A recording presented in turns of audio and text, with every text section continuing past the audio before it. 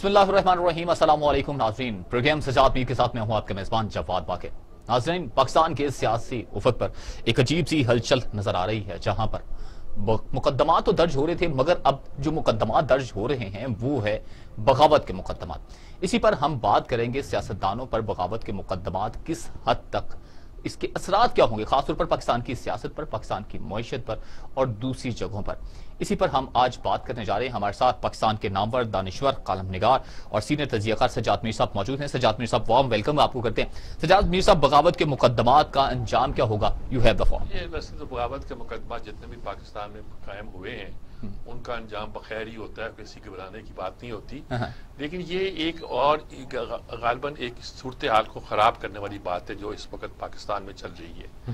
یعنی پہلے ایک ڈیوائیڈ ہے، ڈیوائیڈ کا مطلب یہ نہیں، ویسے تو حکومت اور اپوزیشن کے درمیان اختلافات ہوا کرتے ہیں، لیکن ایسی ڈیوائیڈ کے کوئی قوم دو حصوں میں بٹ جائے، جیسے ٹرمپ کے بارے میں کہتے ہیں کہ اس نے امریکہ کو دو حصوں میں بانٹ دیا ہے، تو ایسا ہی لگتا ہے کہ پاکستان میں موجودہ حکمرانوں نے اور اپوزیشن نے، میں نہیں کہتا کسی ایک کی وجہ سے، دونوں کی وجہ سے، فی الحال میں نہیں کہتا، دو حصوں میں بانٹ دیا ہے۔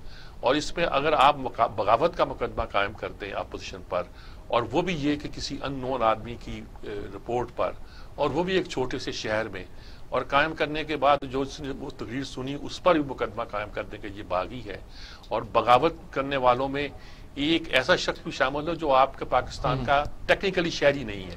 ہمارے ساتھ بغاوت کی بات ہو رہی ہے، اسی پر وہ لیتے ہیں شائخ عثمانی صاحب ہمارے ساتھ، جسٹس جی شائخ عثمانی صاحب ماشاءاللہ بہت۔ السلام علیکم عثمانی صاحب۔ اچھا، میں آج سارا دن سنتا رہا، بہت سے ہمارے ماہرین قانون اس پہ گفتگو کرتے رہے، بات کرتے رہے۔ یہ مقدمہ بڑا ایک عجیب و غریب اس لحاظ سے ہے کہ صرف ایف آئی آر درج نہیں ہوئی بلکہ مقدمہ بھی قائم کر دیا گیا ہے، اور اس میں یہ ہے کہ جو میں بات کر رہا تھا، پہلے میں آپ سے وہی پوچھ لوں کہ آزاد کشمیر کے وزیر اعظم کے خلاف یہ مقدمہ ہے جو ٹیکنیکلی پاکستان کے شہری نہیں ہیں، وہ اسٹیٹ کے شہری ہیں۔ یہ کیا ہم نے کیا کر رہے ہیں سارا کچھ، کیا آپ اس کو کیسے اسیس کرتے ہیں؟ دیکھیے، بات اس میں یہاں پہ یہ ہے کہ ایک تو سیاسی فرنٹ ہے، تو وہ سیاسی فرنٹ میں تو پریس کانفرنسز ایک کرتا ہے، دوسرا اس کا جواب دیتا ہے اور شور شرابہ مچاتا ہے، تو وہ تو چل رہا تھا اپنی جگہ پر، ٹھیک ہے، لیکن اس سے کوئی خاص ایفیکٹ نہیں ہو رہا تھا، کیونکہ عام طور سے آج کل کا زمانہ یہ آ گیا ہے جس سے میں آرڈنری شہری کے طور پر جب میں دیکھتا ہوں ایک دوسرے کے خلاف بات کر رہے ہوتے میں ٹی وی بند کر دیتا ہوں، ٹھیک ہے، سننے کی خواہش نہیں ہوتی، تو وہ پھر انہوں نے سوچا کہ چلو ایک لیگل ایسپیکٹ بھی شروع کریں، تو وہ ایک لیگل ایسپیکٹ شروع ہو گیا کہ ان کے خلاف مقدمہ دائر کر دیا۔ لیکن دیکھیے، اس قسم کے مقدمے جو ہیں وہ ٹھیک ہے، ایف آئی آر ایک دفعہ آپ نے کٹا دی تو وہ اپنی جگہ رہے گی اور اس کے جو کارروائی ہوگی اس کی چلتی رہے گی، لیکن اس ایف آئی آر کے لیے کوئی شواہد ہونے چاہیے، کوئی یہ کہنا کہ کسی نے یہ کہا کہ جی فلاں فوج اس میں انوالو ہے تو اس کے مطلب یہ تو نہیں کہ وہ غدار ہو گیا، تو یہ ایک ایسی چیز ہے کہ جو کہ جس میں کوئی جان نہیں ہے، لیکن بہرحال انہوں نے فائل کر دیا اپنی جگہ پر، وہ اپنی جگہ پہ چلے گا، کیس چلے گا آگے، اور شاید اس میں گرفتاری کرنے کی کوشش کی جائے، وہ ان کو سب کو بیل مل جائے گی، لیکن یہ ہے کہ وہ لوگ اس چیزوں میں اتنے انوالو ہو جائیں گے جس سے کہ دوسری سائڈ کے جو لوگ ہیں، حکومت کے لوگ جو ہیں، ان کو فائدہ ہوگا، کم از کم وہ اس میں انوالو رہیں گے۔ سیدھی بات یہ جو جلسہ کرنے چاہ رہے ہیں ابھی وہاں گجرانوالے میں بھی، کوئٹے میں بھی، کراچی میں، تو شاید اس میں کوئی رکاوٹ پیدا ہو ان کے لیے؟ جی، اس میں اسی وجہ مین ریزن یہی ہے کہ کسی طریقے سے لیگل طریقے سے اس کو روکا جائے، وہ ایک طریقہ وہ انہوں نے سوچا کہ یہ ایک طریقہ ہے، جو کہ میرے خیال میں اگر یہ کورٹ کے سامنے جائے گا، کسی ریزنیبل کورٹ کے سامنے جائے گا، تو کورٹ تو اس کو برخاست کر دے گی۔ وہ تو آج فواد چودھری نے کہا ہے کہ وزیر اعظم کہتے ہیں کہ مجھے تو علم ہی نہیں ہے کہ مقدمہ قائم ہوا ہے، ایف آئی آر قائم ہوئی ہے، ہم تو اس کے زیادہ حق میں نہیں ہیں، وہ اب یہ ایک سٹانس لے رہے ہیں، یہ کیا دیکھیں، یہ تو خیر کہنے کی باتیں ہیں، لیکن آپ دیکھ رہے ہیں جو ایک ہائپ شروع ہوا ہے، وہ جس کی مجھے ریزن نہیں سمجھ آئی کہ ہائپ کی ضرورت کیا ہے، جب آپ کی اپنی حکومت ہے، ملک پہ آپ کر رہے ہیں حکومت، آپ کی میجورٹی ہے پارلیمنٹ میں، تو آپ کو بلا وجہ ہائپ کریٹ کرنے کی ضرورت کیا ہے؟ لیکن کیا پتا شاید کوئی محرکات ہوں جو شاید ہمیں نہیں معلوم، جس کی وجہ سے وہ سمجھتے ہیں کہ کچھ اور دباؤ ڈالنا چاہیے، تو وہ دباؤ ڈالا جا رہا ہے۔ اچھا، ایک تو رویہ یہ ہے کہ کہا جاتا ہے کہ فوج کے خلاف اور عدلیہ کے خلاف کچھ نہیں کہا جاتا، ٹیکنیکلی بات درست ہے، لیکن کچھ لوگ کہتے ہیں کہ آپ اعتراض کر سکتے ہیں عدالتوں کے فیصلوں کے بارے میں بھی، آپ اعتراض کر سکتے ہیں کہ اگر عدلیہ فوج سیاست میں حصہ لے تو اس پر اپنے یعنی کہ اپنا اختلاف ظاہر کر سکتے ہیں، وہ کوئی نہ بغاوت ہے نہ فوج کے خلاف بات کرنے کے مترادف ہے. کیا کہیں گے آپ؟ بالکل بالکل آپ صحیح کہہ رہے ہیں. دیکھیے بات یہ ہے کہ جو نواز شریف کی جو اسپیچ میں نے سنی اس میں صرف انہوں نے یہ کہا کہ فوج انوالو ہو رہی ہے پولیٹیکل افیئرز میں، تو اس میں یہ کہنا کوئی بغاوت تو نہیں ہے کہ اگر فوج انوالو ہو رہی ہے. وہ تو ہم جانتے ہیں کہ اس ملک میں، ہمارے ملک میں پچھلے 58 سے لے کے ابھی تک فوج کچھ نہ کچھ طریقے سے انوالو ہمیشہ رہی ہے. تو اگر کوئی یہ چیز کہہ دیتا ہے تو اس کا مطلب یہ تو نہیں کہ وہ بغاوت ہوگی. ایک ایکسپریشن اپنا اوپینین ہے وہ انہوں نے ایکسپریس کیا ہے، اس کو بغاوت تو آپ نہیں کہہ سکتے.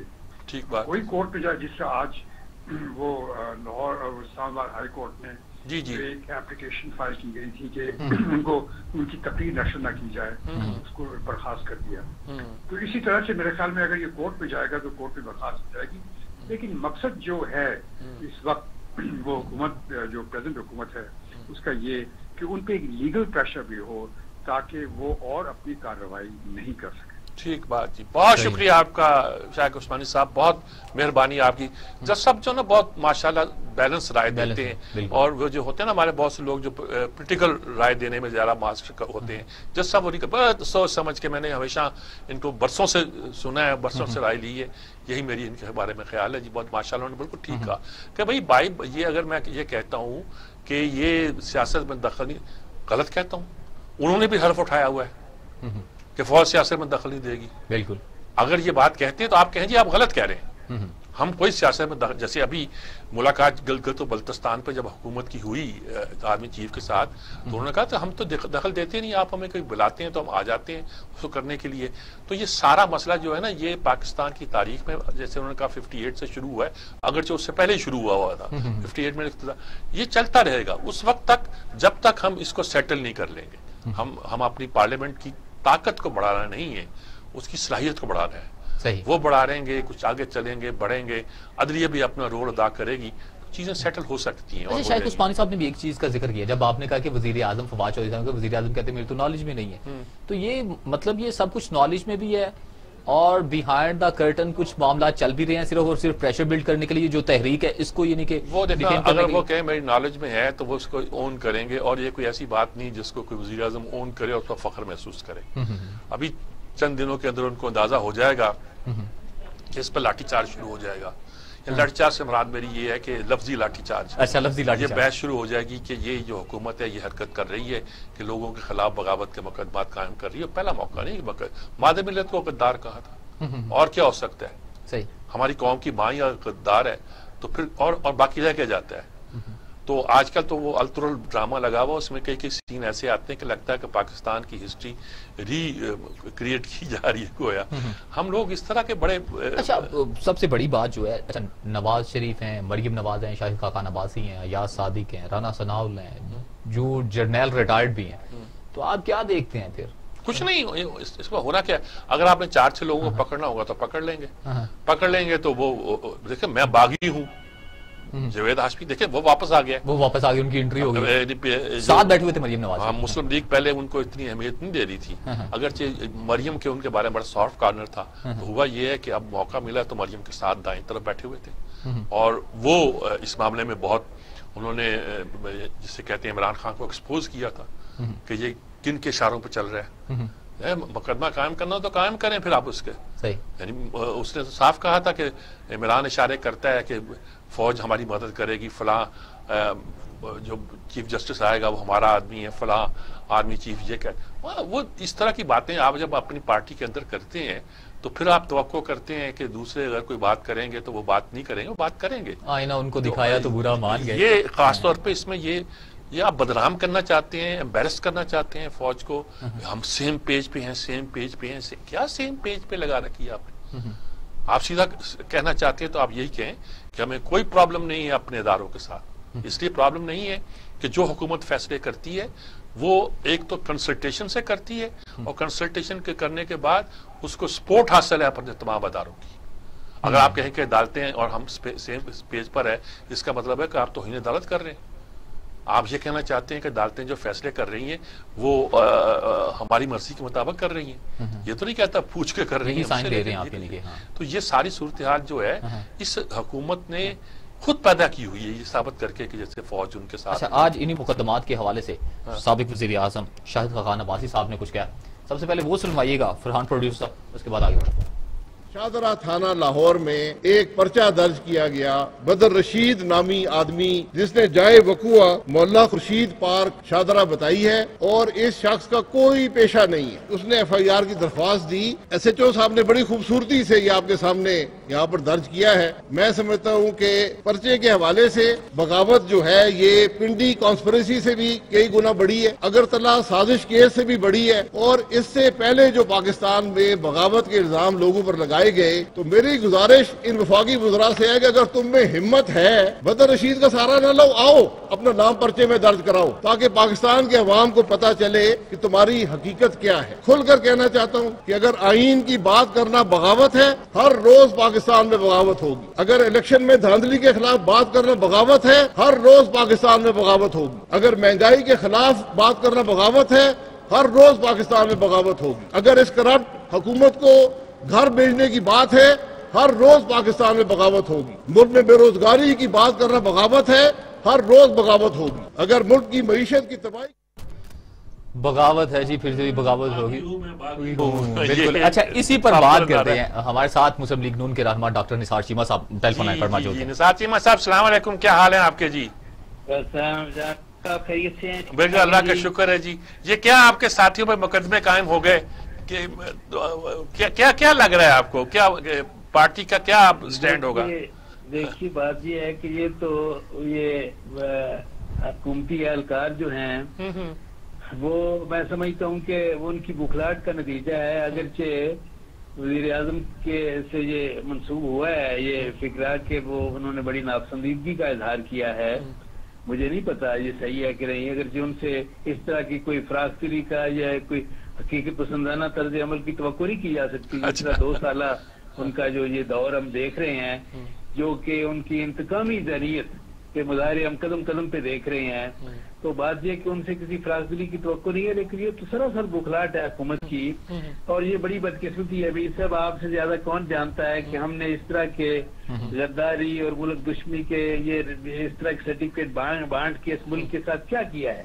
آپ اندازہ فرمائیں کہ 70 کے الیکشن میں جو واضح طور پر اکثریتی جماعت تھی عوامی لیگ، ہم نے اس کو ملک دشمن قرار دیا. شیخ مجیب الرحمان کو ملک دشمن قرار دیا، ان کو اقتدار منتقل کرنے سے انکار کر دیا. چنانچہ یہ ملک 2 لخت ہو گیا. ہم یہ کہ اس سے شیخ مجیب الرحمان اور عوامی لیگ سے لے کر اکبر گپتی تک اب دیکھیں کہ کس طرح کی ہے کہ ہمارے طرز عمل رہے ہیں اور اس کا نتیجہ کیا ہوا ہے. یہ تو دیکھیں یہ ہے کہ یہ بدقسمتی سے کوئی اپنی غلطیوں سے سیکھنے کی کوشش نہیں کرتا، نہ اس کے لیے تیار ہے، نہ اپنی خود اصلاحی کرنے کے لیے کوئی تیار ہے. میں تو کئی بار گزارش کرتا ہوں دیکھیں کہ سیاستدانوں سے بھی غلطیاں ہوئی ہیں، عدلیہ سے بھی غلطیاں ہوئی ہیں، فوج سے بھی غلطیاں ہوئی ہیں. سب کو اپنی غلطیوں سے سیکھنا چاہیے، اور اس ملک کا مفاد اس میں ہے اور ملک کی فلاح اس میں ہے کہ سب لوگ مل کر یہ فیصلہ کریں، تہیہ کریں، یہ عزم کریں، یہ وعدہ کریں، یہ عہد کریں کہ ہم آئندہ یہ ہے کہ صرف وہ کردار ادا کریں گے جس کا تعین پاکستان کے آئین و دستور نے کر رکھا ہے. دیکھیے بات یہ ہے کہ میاں نواز شریف نے یا ان کے ساتھیوں نے کسی ادارے کو متنازع نہیں بنایا. وہ تو انہوں نے چند افراد کی بات کی ہے. انہوں نے واضح طور پر کہا ہے کہ جو آئین کی پاسداری کرتے ہیں، جو سرحدوں پہ لڑتے ہیں، قربانیاں دیتے ہیں، شہادتیں دیتے ہیں، ان کو ہم سلام پیش کرتے ہیں، وہ ہمارے ہیرو ہیں. لیکن یہ ہے کہ جو اس ادارے کو، ہمارے مقدس محترم اور محبوب ادارے کو سیاست میں گھسیٹتے ہیں، وہ چند لوگ ہوتے ہیں. وہ نہ ادارے سے پوچھ کے آتے ہیں، نہ یہ ہے کہ سرحدوں پہ قربانیاں دینے والوں سے پوچھ کے آتے ہیں. میں کئی بار گزارش کر چکا ہوں کہ کیا جنرل مشرف ان سے پوچھ کے آیا تھا سرحدوں پہ لڑنے والوں سے یا اپنے ادارے سے؟ بات یہ ہے کہ یہ اس ادارے کے وہ خیر خواہ نہیں ہے، جو اپنے چند لوگ جو اپنے مفادات کے لیے اس ادارے کو سیاست میں گھسیٹتے ہیں. اور سچی بات یہ ہے کہ میاں نواز شریف اور ان کے ساتھی جو ہیں وہ اس ادارے کی عزت میں، اس کے وقار میں، اس کی توقیر میں اضافہ کرنا چاہتے ہیں، اور اضافہ جو ہے اور اس کی جو توقیر اور عزت جو ہے اس کا تحفظ اس صورت میں ممکن ہے کہ اس قومی ادارے کی غیر جانبداری کو ہر قیمت پر برقرار رکھا جائے۔ جو اس ادارے کی غیر جانبداری کو متنازع بناتا ہے، اس ادارے کو سیاست میں گھسیٹ کر، وہ دراصل یہ اس ادارے کا خیر خواہ نہیں ہے۔ بالکل ٹھیک فرمایا آپ نے، بہت اکتوبر کو یہ PDM بہت شکریہ جناب آپ کا۔ بہت ہاں میں نے پوچھنا چاہ رہا تھا 16 اکتوبر کو جلسہ ہو رہا ہے گوجرانوالہ میں، تو کیا نظر آتا ہے تیاریاں ہو رہی ہیں مسلم لیگ کی طرف سے خاص طور پہ؟ جی میر صاحب اس کے لیے بھرپور تیاریاں ہو رہی ہیں جی۔ وہ یہ ہے کہ لوگ، سچی بات یہ ہے کہ وہ اس طرح تیار بیٹھے ہیں کہ جیسے وہ اقبال جس طرح کہتا ہے نا کہ مضطرب باغ کے ہر غنچے میں ہے ہوئے نیاز، تو ذرا بوئے نیاز تو ذرا چھیڑ تو دے تشنہ میں ذرا احساس۔ لوگ تو اتنے تنگ آئے ہوئے ہیں ان سے، جولیاں اٹھا کر ان کی وسطی کی دعائیں کر رہے ہیں، وہ تو کال کے منتظر ہیں۔ وہ تو سچی بات یہ ہے کہ ان کا جینا جس طرح مشکل کر دیا ہے 2 سالہ دور میں، جس طرح مہنگائی کے بم گرائے گئے ہیں ایک تواتر تسلسل کے ساتھ، اب تو یہ ہے کہ قوم کے صبر کا پیمانہ لبریز ہو چکا ہے۔ وہ تو کال کے منتظر ہیں، اور وہ تو ہر جگہ پہ لوگ اتنے جوش و خروش کے ساتھ منتظر ہے، اور آپ دیکھیں گے کہ گجرانوالہ کا جلسہ ایک بہت بڑا ایک تاریخی جلسہ ہوگا جی۔ بہت بہت بہت شکریہ آپ کا جی، ماشاءاللہ، اللہ آپ کو کامیاب کرے جی۔ بڑا دیکھیں بات تو ٹھیک ہے، اور میں اور سوالات بھی تھے، میں سوچ رہا تھا کہ وقت چونکہ ہمارا ہوگا، لیکن اس کے باوجود انہوں نے بہت اچھی بات کی، اور ہم نے ساری پہلوؤں پہ بات کر لی۔ ہم نے قانونی پہلو پہ شاہد عثمانی صاحب سے بات کی، ہم نے نثار چیمہ صاحب سے سیاسی پہلو سے بات کی، اور درمیان میں ہم نے ایک اور بھی ہم نے دیا شاید پیپر۔ جی جی بالکل، وہ شائخ عثمانی صاحب کو لیا ہے، نثار چیمہ صاحب کو بھی تکلیف۔ اچھا اب میں یہ پوچھنا چاہ رہا ہوں کہ اشرف انصاری صاحب کی وزیر اعلیٰ سے ملاقات ہوتی ہے، وہ گجرانوالہ سے ہی اسی دن 16 اکتوبر کو محب وطن ریلی نکال رہے ہیں۔ اللہ یہ اب کس طرف معاملہ، یہ کہیں آپس میں نہیں سامنے نہ ہو جائیں؟ دیکھیے یہ آپ سرکاری مدد، آپ نے ویسے لاٹھی چارج کا لفظ استعمال کیا، مگر وہ لفظوں والا سرکاری مدد سے کرنا چاہیں تو کر سکتے ہیں، ورنہ آپ کے لیے بڑا مشکل ہوگا ان لوگوں کے لیے وہاں ریلی نکالنا۔ ہاں ریلی اب جس کا وہاں زور ہوگا وہی طاقت دکھائے گا۔ وہ اپنی قیمت ڈالنا چاہتے ہیں پارٹی کے اندر تو ڈال کے دیکھ لیں، چلے دیکھتے ہیں، یعنی کہ وہ اپنی پاور شو کرنا چاہ رہے ہیں۔ ٹھیک ہو گیا، صحیح ہے جی، ہمیں بریک پر جانا ہے۔ جب ناظرین بریک سے لوٹ کر واپس آئیں گے تو مزید گفتگو کو آگے بڑھائیں گے، کچھ MQM اور پیپلز پارٹی کی ریلیوں کے حوالے سے بھی بات کریں گے کہ آخرکار ان کے اثرات کیا ہونے جا رہے ہیں صوبہ سندھ پر، کراچی پر۔ ٹیک اے بریک۔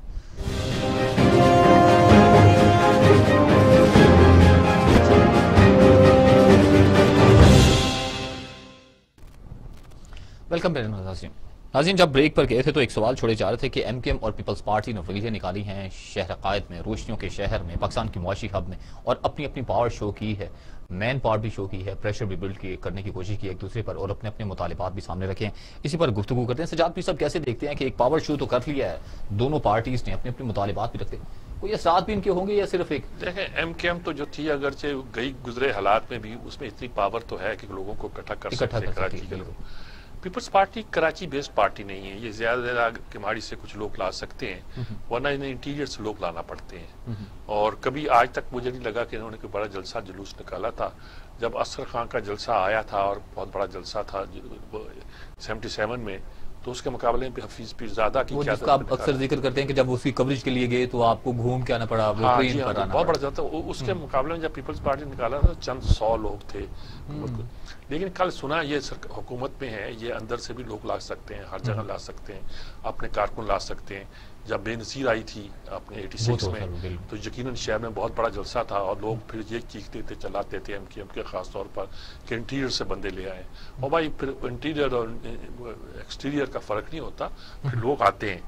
اب اس وقت صورتحال یہ ہے کہ آپ نے اس صورتحال میں اتنا شور مچایا ہے اور وفاق پر اتنی لاٹھی چارج کیا اور کہا کہ سب وفاق کر رہا ہے، ورنہ ہم تو بہت کچھ کر رہے ہیں، اور کیا کچھ نہیں۔ رزلٹ یہ ہے کہ مطالبہ آ گیا کہ اس کو صوبہ بنایا جائے، اور MQM کی طرف سے مطالبہ آیا۔ اچھا کوئی کہتے ہیں صوبے سے اوائڈ کرنا چاہتے ہیں، لیکن وہ بھی ایسا بندوبست چاہتے ہیں کہ ہم پر گویا انٹیریئر سندھ کی ایک وڈیرہ شاہی کی حکومت نہ ہو، بلکہ ہم پر اپنے لوگ جو ہیں حکمرانی کریں جی۔ اب طرح طرح کے متعلق سب سے زیادہ ٹیکس ہم دیتے ہیں، یہ بات پرانی آتی ہے، اگرچہ اس پہ بہت ساری باتیں کرنے والی ہیں کہ کراچی کی تعمیر میں صرف یہی نہیں ہے کہ کراچی کے لوگوں نے کام کیا ہے، بلکہ کراچی کے لوگوں کی کراچی کی تعمیر میں پٹھان ورکر اور پنجابی ورکر نے بہت کام کیا ہے۔ میں اس پہ زیادہ نہیں کہنا چاہتا، لیکن ایک بات میں کہنا چاہتا ہوں کہ وہاں اگر آپ نے اس طرح کے نعرے لگائے تو اس نعروں کے نتیجے کے طور پر آپ کو بڑے مسائل پیش آئیں گے، بڑی مشکلات پیش آئیں گی، اور کراچی جو ہے پہلے ہی اس کو غلط طریقے سے ڈیل کیا گیا ہے، اور آج وہاں کئی گروپ بن گئے ہیں، کوئی ایک مطالبہ کرتا ہے، کوئی دوسرا مطالبہ کرتا ہے، کوئی تیسرا مطالبہ کرتا ہے، اور اس میں کوئی شک نہیں ہے کہ پیپل پارٹی اسے وائزلی ہینڈل نہیں کر پائی کبھی بھی، اور اب پیپلز پارٹی نہیں، اب پی ٹی آئی اتنے سیٹیں لینے کے بعد وہ بھی عقل مندی کے ساتھ اسے ہینڈل نہیں کر پائی، اعلان کر دیا کہ یہ منصوبے بنیں گے لیکن شروع نہیں ہوئے۔ آپ اگر دیکھیں تو ہماری جو اینول ڈیولپمنٹ بجٹ ہے پورے ملک کا، میں 600 کچھ ہے، اس میں پنجاب کا حصہ جو ہے نا وہ 23 ارب ہے کل، اور وہ بھی آپ نے جنوبی پنجاب پہ لگا دینا ہے۔ اب ابھی جو اعداد و شمار آ رہے تھے میں نے دیکھا کچھ لوگ جو چیخ رہے ہیں کہ آپ کیا کرنا چاہتے ہیں، کراچی کا یہی ہے کہ جو پیسے بھی ہیں ابھی آپ نے شروع نہیں کرنے، اور بھائی وہ جو ایک اورنج گرین لائن پڑی ہوئی ہے اسے آپ چالو کر دو، سرکولر ریٹ پہ کام کرو، بہت سے چیزیں ہیں کام کرو، اور سندھ والوں حکومت کے ذمہ جو کام ہے کہ انہوں نے کچھ اس طرح کی لائنز بچھانی ہے، گرین لائن کے جواب میں ایک اورنج لائن، کوئی دوسری لائن، بھائی ٹرانسپورٹ کا مسئلہ طے کرو، پانی کا مسئلہ طے کرو، بجلی کا مسئلہ طے کرو، آپ کوئی مسئلہ طے نہیں کرتے۔ پاکستان کی معاشی حالت میں بنیادی مسائل ہیں، ادھر کھڑے ہیں ابھی تک۔ ایسا شہر جو پورے پاکستان کی معیشت کا پہیہ چلتا ہے، اگر کراچی کا پہیہ چلتا ہے تو، اور آپ نے اس کو کیا تو پہلو نہیں ہے جی، 29 دن جو ہے شہر میں ہڑتال ہوا کرتی تھی، لیکن اس وقت آپ کی تو ذمہ داری یہی ہے نا جی، صوبے کی بھی مرکز کی بھی، کہ وہ کراچی کو، اب وہ اپنے صوبے کو بھی اپنا دشمن سمجھ رہے ہیں، مرکز کو بھی اپنا دشمن سمجھ رہے ہیں، کیسے پھر لوگ آپ کے ساتھ چلیں گے جی؟ وہ یہی بداوا کریں گے کہ اگر وہ الگ سے اپنے الگ کرنے کی بات نہیں کریں گے، صوبے کی بات تو کریں گے نا وہ جی، یا کچھ اور بات کریں گے۔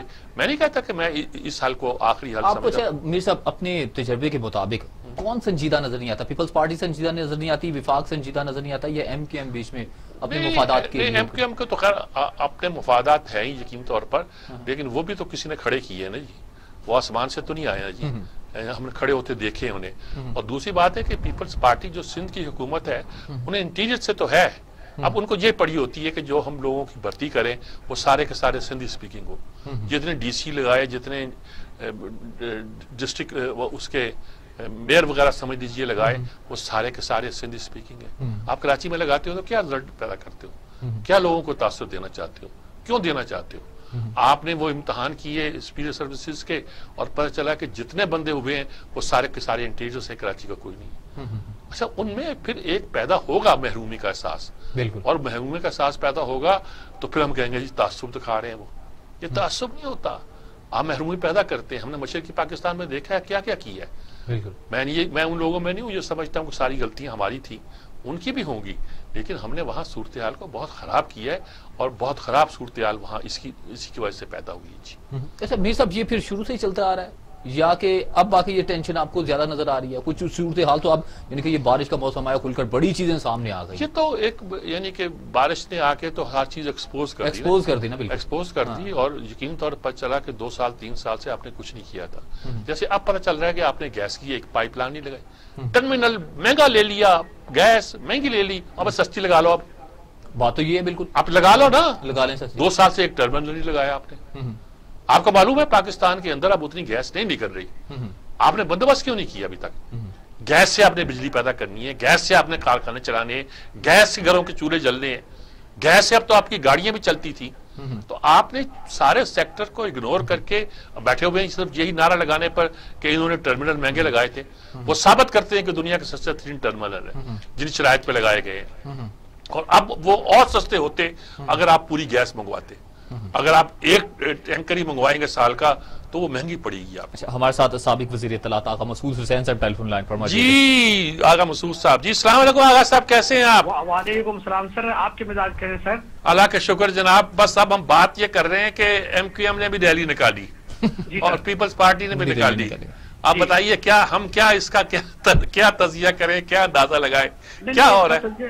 اس کا تجزیہ کوئی زیادہ مشکل نہیں ہے. اچھا ہاں, بات اصل یہ ہے کہ پیپلز پارٹی جو ہے نا وہ اندرون سندھ سے لوگوں کو لے کر آتے ہیں ہے نا, اور اپنی پاور شو کا مظاہرہ کرنے کی کوشش کرتے ہیں. جی میں نے ابھی یہی کہا تھا. ہاں بالکل بالکل. تو آپ سے ہی فرمان ظاہر ہے کہ آپ ایک یار آپ کا بہت بڑا مقام ہے پاکستان میں, تو میں یہ کر رہا تھا کہ وہ اپنے پاور شو کرتے ہیں, لیکن یہ وہ متاثر کن نہیں ہوتا, اس لیے کہ سب کو معلوم ہے کہ بیچارے جو غریب مفلوک الحال لوگ ہے نا, جن کو کہ ایک وقت کا کھانا بھی نہیں ملتا, ان کو یہ بسوں وغیرہ لے کر آتے ہیں اور یہ وعدہ کر کے لے آتے ہیں کہ جب تم واپس جاؤ گے تو ہم پیسے دیں گے, ان کو پیسے بھی نہیں دیتے, لیکن یہ ہے کہ بسوں کے ذریعے واپس پہنچا دیتے ہیں. اب جہاں تک ایم کیو ایم کا تعلق ہے, دیکھیے ایم کیو ایم کا دوسرا مسئلہ ہے. ایم کیو ایم جو ہے جب سے الطاف حسین سے ان کے ناطے ٹوٹے ہیں تو وہ کوشش یہ کر رہے ہیں کہ وہ جو ان کا ایک پولیٹیکل کلاؤٹ ہے, یعنی جو ان کی ایک سیاسی قوت ہے, وہ کسی نہ کسی طریقے سے شہری سندھ میں برقرار رہے.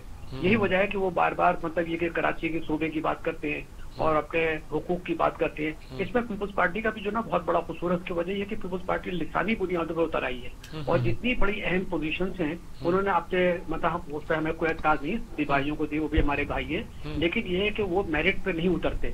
تو چنانچہ ان کو ایم کیو ایم کو بڑا موقع مل رہا ہے کہ وہ ان کو ایکسپوز بھی کرتے ہیں, ریلی بھی نکالتے ہیں, اور وہ میرپور خاص سے لے کے سکر سے لے کے میرپور خاص, نواب شاہ سے لے کے حیدرآباد سے لے کے کراچی تک جہاں جہاں بھی اردو اسپیکنگ جو ہے رہ رہے ہیں اور بڑی تعداد میں رہے ہیں, یہ ان کو پھر دوبارہ اپنے اس میں لانا چاہتے ہیں, اپنے حلقے میں, اپنے حصار میں. تو اس میں کسی حد تک مطلب یہ کہ یہ میسج انہوں نے دے دیے پیپلز پارٹی کو کہ بھائی آپ جو ہے نا یہ جو حکومت کر رہے ہیں اس حکومت کو ہم بالکل تسلیم اس لحاظ سے تو نہیں کرتے کہ آپ لسانی بنیادوں پر تقسیم در تقسیم کر رہے ہیں, لیکن ہمارے حقوق ہیں ان کو آپ کو دینا پڑے گا. یہی وجہ ہے کہ ان کے جو الفاظ ہیں اس میں بڑی ترشی بھی ہوتی ہے, سختی بھی ہوتی ہے, اور میں نہیں سمجھتا کہ آئندہ چل کے صورتحال میں مزید کوئی تبدیلی آئے گی, مزید تناؤ کشیدگی مزید پیدا ہوگی. کچھ وفاقی حکومت جو ہے, یعنی وفاقی حکومت سے میں سیدھے پی ٹی آئی جس سے بڑی سیٹیں لی ہیں کراچی سے, کچھ ان کا بھی رول ہے یا وہ ویسے ہی سارے فیصلے وڈ آئی ہیں؟ دیکھیے سر, میں بتاؤں گا, آپ کا سوال بہت بڑا سوال ہے. ان کا بڑا اہم رول بنتا ہے. ان کے پاس صوبائی اسمبلی میں بھی اور قومی اسمبلی میں بڑی نشستیں ہیں, لیکن ہم نے یہ محسوس کیا ان علاقوں میں جہاں سے ان کو ووٹ ملے, جہاں سے یہ قومی اسمبلی اور صوبائی ممبر بنے ہیں, سوائے چند آدمیوں کے باقی کوئی متحرک نہیں ہے. سب مطلب یہ کہ کوشش کر رہے ہیں کہ کچھ کام ہو جائے, یہ ہو جائے, پیسے بن جائیں. تو یہ ایسی بات نہیں ہے کہ ان میں کرپشن نہیں ہے, ان میں بھی کرپشن ہو رہا ہے نچلے سطح پہ. تو یہ نظر نہیں آ رہے. ان کی جو ایک سیاسی حیثیت ہے جو ان کو جیسی بھی ملی ہے, ظاہر ہے کہ عوام نے ان کو ووٹ دیا, لیکن یہ اپنی حیثیت کو نہ تو منظم کر پائے ہیں اور نہ ہی کوشش کرتے ہیں کس طریقے سے اپنے حلقوں میں جا کے ان کی دادرسی کریں, ان کے لیے کام کریں. اب شمیم نقوی صاحب جس طریقے سے حزب اختلاف کی رہنما تھے, اچھے خاصے جا رہے تھے, ایک دم وہ چیخ پڑے. ارے بھائی سیاسی سیاست میں اپنی پارٹی ڈسپلن ہوتا ہے, اس میں کوئی شک نہیں ہے. اس کے بعد علاقوں میں لوگوں کو تکلیف ہے. آپ مجھے بتائیے کہ پنجاب جیسا بڑا صوبہ, کیا وہاں لوگوں میں تکلیف نہیں ہے, کیا وہاں پہ غربت نہیں ہے؟ تو مطلب یہ کہ وہاں اپنی ہی پارٹی پر الزام لگانا اور چیلنج کرنا پرائم منسٹر صاحب کو, تو یہ ان کی ناقد اندیشی جو ہے نا ان کو لے ڈوبی ہے, کیونکہ یہ کام جو ہے نا نہیں کر رہے ہیں. اور یہ کہ ان کے پاس پیسے بھی ہیں. چلیے میں کہتا ہوں ایک اپنے حلقے میں ایک سڑک بنوا دیں, اس کے لیے کچھ پیسے جمع کر کے لوگ دینے کو تیار ہیں, یہ بھی نہیں کر رہے. تو یہ متحرک اور فعال نہیں ہے پی ٹی آئی.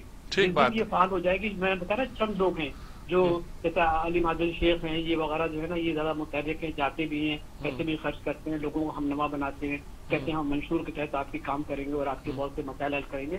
لیکن جو اکثریت ہے وہ مطلب یہ کہ ڈرائنگ روم میں بیٹھی مزے دیکھ. بہت بہت شکریہ آغا مسعود صاحب, آپ نے بہت تفصیل کے ساتھ ساری باتیں بتا دیں. بہت شکریہ آپ کا, بڑی کلیئر بات ہے. اگر ہم ایکٹیو ہونے کی کوشش کر رہی ہے, پیپلز پارٹی کا کیا ایٹیچیوڈ ہے لیکن سب کو معلوم, اور وفاق کے ساتھ پی ٹی آئی وہ جو انہیں کرنا چاہیے وہ کر نہیں پا رہی, تو سارے ظاہر مسائل تو پیدا ہو رہے ہیں. صحیح. بریک پر جانا مجھے, بریک سے جب لوٹ کر آئیں گے تو کچھ گفتگو کریں گے کہ بحران اور بحران ختم ہونے کا نام کیوں نہیں لے رہے. Take a break.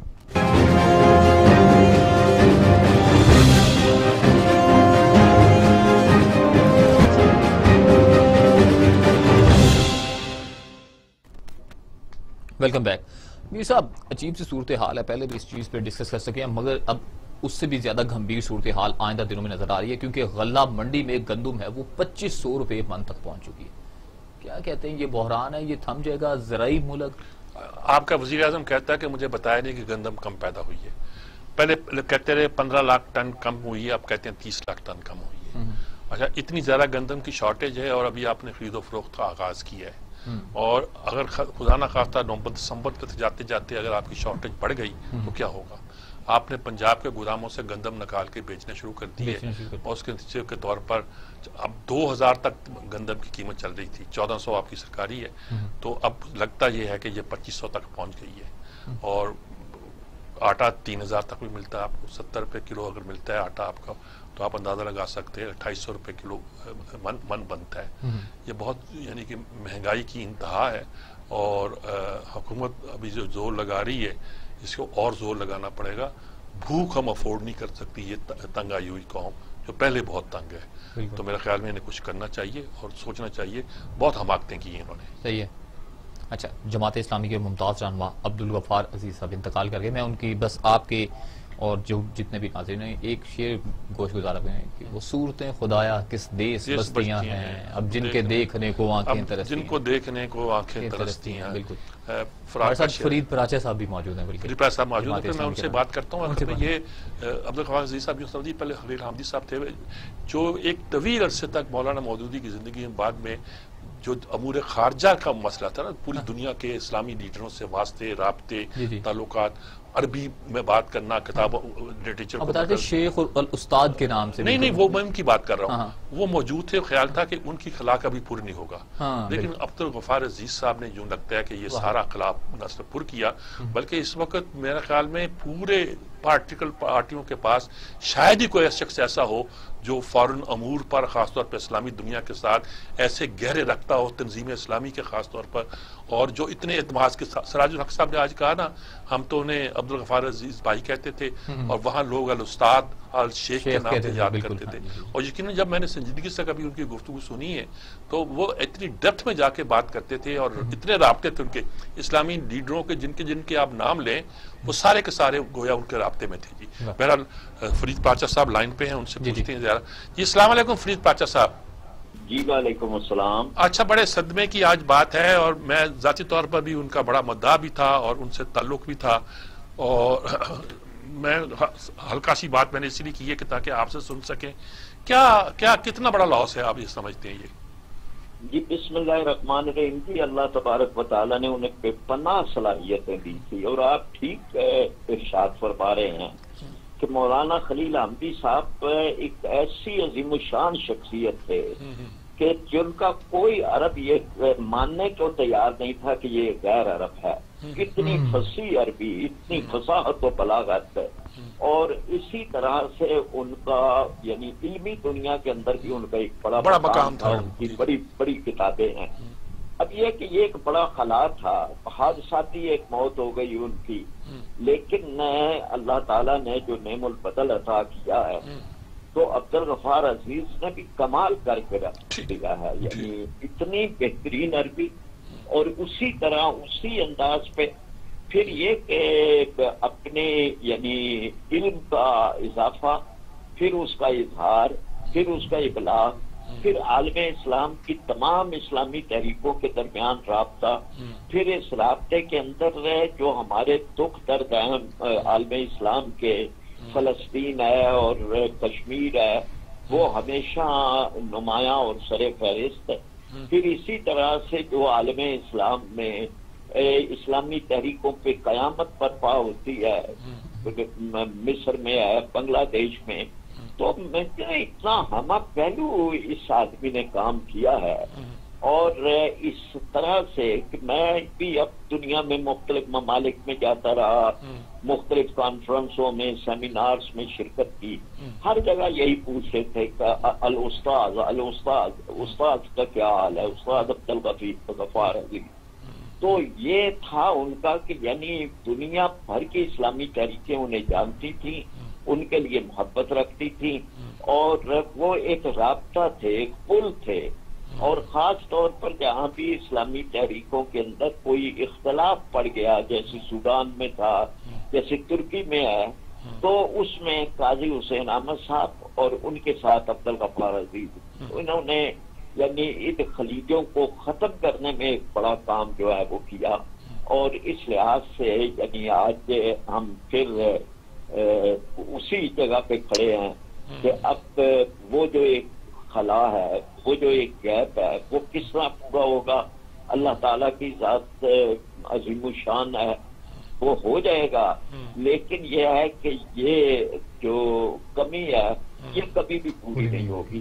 اور وہ تو اپنی جنت بنا کے گئے ہیں، اتنا نیک نفس انسان ہے، اتنا یعنی وہ دنیاوی اغراض سے بالا تر ہے، یعنی ایک آدمی کہ جو دنیا بھر میں پھرتا ہے، تحائف بھی ملتے ہیں، سارا کچھ ہے، لیکن انہوں نے بالکل یعنی جماعت اسلامی کو ہی اول رکھا ہے اور اپنے مقصد زندگی کو ہی اول رکھا ہے۔